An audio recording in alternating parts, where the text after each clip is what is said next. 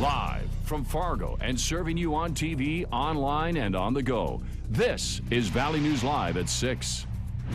You wake up Monday morning after losing your car Sunday night and your garage door's open, you are 100% sure it was closed. That's a terrible feeling. A man returns from a weekend trip to find that his black Ford Taurus was stolen from the parking lot outside Hector International Airport. Good evening, everyone. Thanks for watching. It's common practice for many travelers, leaving your car at the airport so when you get back home, you can get home as soon as possible when you return from a trip. Valley News Team's Cornelius Hawker talked to a man who has a warning for you. He's blowing the whistle on a problem many people never imagined we'd have in 2016. We came in and got into the first row, and my wife gave me a bad time, saying that I probably wouldn't find a spot this close. But Andrew Johnson did. When we got right in here in the second row, he says he parked his car in one of these spots, but when he got back from his trip, the car wasn't there. So I did a lap and just to make sure I wasn't off base on something, and so I went into the security guard, told him I was missing my car. When something like this happens, what's the protocol? Does somebody know when it gets brought out of the lot? Does somebody know when it comes in? Are there pictures of vehicles coming in or going? And do we know what license plates leave when they leave? Nobody really had any answers to that other than that they don't have cameras. No security cameras in the parking lot of an international airport in 2016. A hard-to-believe fact for Johnson, as well as passengers who have cars parked in the lot. I guess I would question it.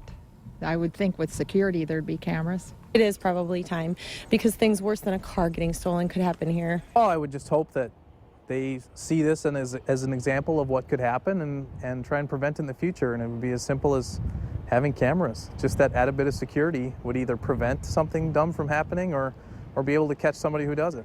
SB Plus Parking hasn't given any comment on the situation. I did pick up a parking ticket, and on the back in the fine print that you probably don't read, it basically says if you park here and your car is damaged or stolen, they're not responsible. Reporting from North Fargo near the airport, Cornelius Hawker, Valley News Live. Hector International Airport says they don't handle parking and can only ensure the safety of passengers and their belongings once inside the building. If you need help uncovering fraud and corruption in your community, call our whistleblower hotline and we'll do our best to get to the bottom of it. Call 237-6576 and leave your tip. A member of our investigative team will get on the case and go to work to expose the truth. Some residents of a North Fargo neighborhood say they're a little frightened tonight after recent burglaries. A week ago, a home on Peterson Parkway was broken into. The homeowner called police as she huddled behind a locked bedroom door. Overnight, police report a man on Hickory Drive left his car unlocked outside. A burglar was able to get the garage remote and tried to make off with 2 motorcycles. This morning, another homeowner on Benet Boulevard woke up to find a burglar in his house. Yeah, it's very concerning, considering my grandkids live close to me up north here. If you leave your vehicle unlocked and you got your garage door opener, they can open that thing and open your garage in a heartbeat. Fargo police say don't put yourself in harm's way by challenging a burglar, but you do have the right to defend your home. They say locking things up is often the best deterrent for keeping a burglar away. We remain cool and breezy. As Hutch would say, good for getting rid of mosquitoes. How about later tonight, Hutch?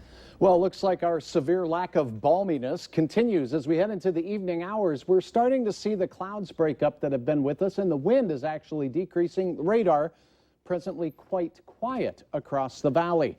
Your forecast for this evening in the FM area dipping through the 50s with light north winds. Clouds decrease overnight, and we'll start to see temperatures rapidly falling off during the overnight through the 40s and into the 30s. And that is why we have a frost advisory primarily for our northern and eastern counties, although patchy frost not out of the question here in the Southern Valley as well. Cover up those plants and well, wave goodbye to those mosquitoes for the time being. I'll tell you when we warm up, and I'll talk about a chance of rain in the forecast here in a few moments. A little perk to that frost. Indeed. Thanks very much. And remember, you can stay up to date on the weather conditions where you are anytime on your smartphone or tablet. Just download the Storm Team Weather app to get the latest weather conditions and even follow the radar live. Search VNL Weather in the App Store. 22 people were arrested at a Dakota Access Pipeline protest today. Demonstrators gathered at a construction site before 11 this morning near Glen Ullin, where 2 people locked themselves to equipment. The two men were arrested for disorderly conduct, hindering law enforcement, and criminal trespass. 20 other people were also arrested for trespassing, but weren't attached to equipment. Law enforcement say they're prepared for more incidents like this. In a related story, 30 pieces of heavy machinery were removed from a work site in Morton County this morning. Police provided Dakota Access workers security and an escort away from the site. The removal went off without any incident. The site is where two demonstrators chained themselves to the machinery 1 week ago. Protesters spray painted and hung flags from the machinery. Police say Dakota Access has to repair some of the machinery that was damaged during the demonstration. Governor Jack Dalrymple has asked the White House and federal agencies for federal assistance in maintaining the peace and public safety for the duration of protest activities involving the pipeline. Dalrymple called for federal officials to provide assistance for as long as resources are needed to maintain public safety. Two employees were hurt in a scuffle as they tried to remove a customer from a downtown bar overnight. 21-year-old Shane Teagland of Shevlin, Minnesota, was arrested and is being held in the Cass County Jail. Fargo police say the Empire Tavern workers refused to serve Teagland, who they say was intoxicated, and they were walking him out of the bar early this morning. Police believe someone started pushing, which caused the three people to fall on each other. One employee suffered an injured shoulder and the other worker injured his leg. Officers say an onlooker made a citizen's arrest for assault against Teagland. A man was hurt when his truck tipped over this afternoon near the Maple River grain elevator. It happened near the elevator where the truck was hauling a clay sand mixture. The man was inside the truck at the time and had some trouble getting out. He was taken to the hospital by an ambulance to be treated for unknown injuries. The city of Moorhead is asking for a slight property tax increase in 2017, citing growth and less government aid from the state. The city council just passed a preliminary budget. They're planning on adding 2 new police officers and another firefighter position. A $12.4 million tax levy has been proposed. If approved, the city says the property tax impact to a median value home of over $170,000 would be $14.50 a year. The budget could be modified. Final approval will be given sometime in late November or December. Small town community pride is alive and well in Oakley, Minnesota.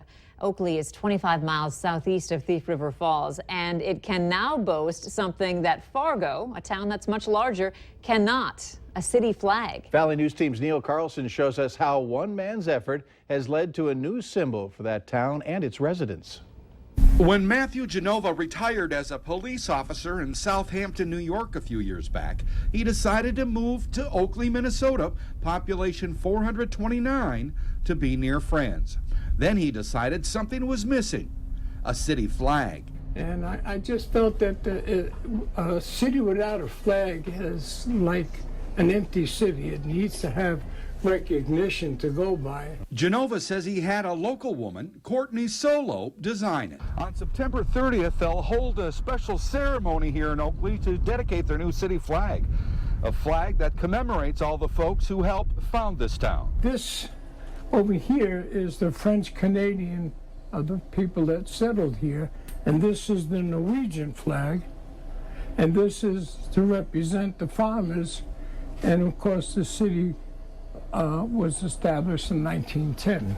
Yeah, I'm pretty proud of it. It's a coat of arms flag, and for a small town of Oakley here of 400 and some people, yeah, it's quite a movement. Everybody seems to like it and that.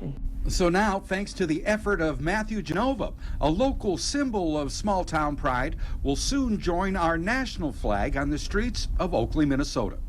Neil Carlson, Valley News Live.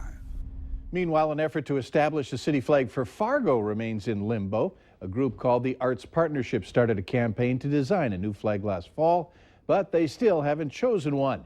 Grand Forks designed and dedicated its city flag in 1994.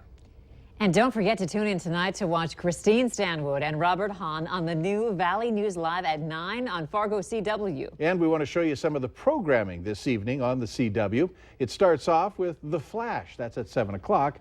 Followed up by Mad TV at 8. Then it's Valley News Live at 9 on Fargo CW. Followed by Seinfeld at 9:30. Now, if you have any questions, and we know a lot of you have, about where to find the CW, we've posted information on our website. Go to valleynewslive.com. People in Fergus Falls will be getting down and dirty this weekend. Later on Valley News Live at 6, details on their annual Vikings Mud Run. High temperatures only in the low 50s for some of us today. It does look like a very chilly overnight that includes frost for many. Your hour-by-hour forecast is coming up right after this.